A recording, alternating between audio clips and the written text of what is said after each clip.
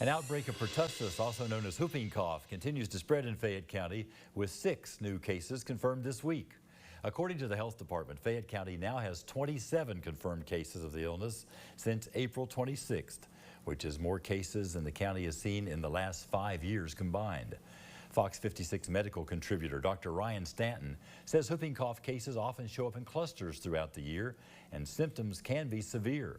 He says whooping cough is high risk for newborns and the elderly, but most new cases are found in upper middle and lower high school age children. It's important to listen to your body for the protection of yourself and others.